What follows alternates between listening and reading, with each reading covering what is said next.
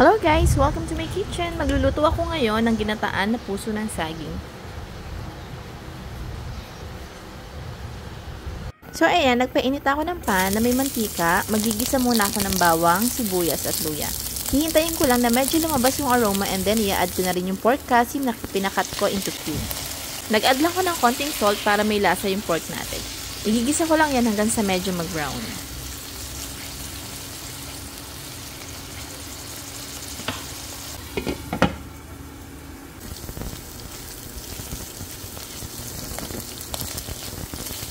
At kapag nag-brown na yung pork, ilalagay ko na rin yung puso ng saging. Nabili ko nga pala yan sa palengke na hiwa-hiwa na. And then hinugasan ko lang siya maigi bago natin lutuin to make sure na malinis talaga yan. Then gagamit tayo ng Coco Mama Fresh Gata pero half pack lang ang gagamitin natin kasi papalambutin pa natin yan. Then mag-a-add ako ng 3 cups of water. Then pakukuluan ko lang yan hanggang sa lumambot at medyo matuyo yung sabaw.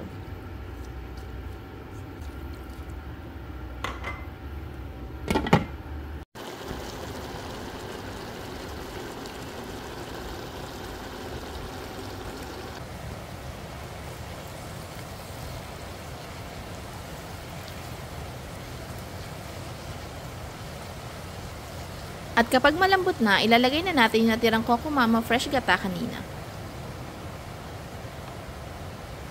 Then mag-a-add ako ng salt, pepper, and isang chicken cube.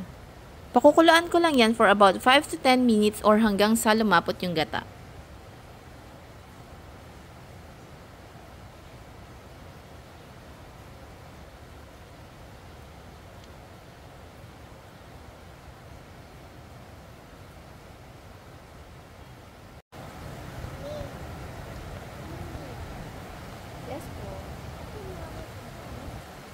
Then, nag-add ako ng 2 siling green.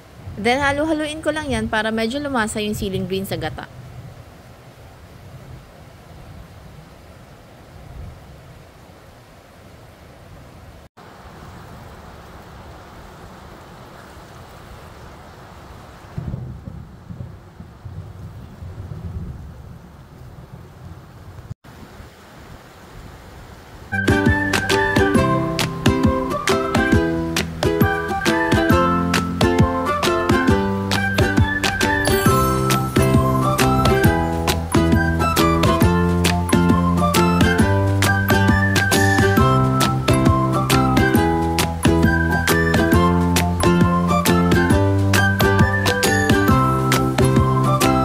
That's it!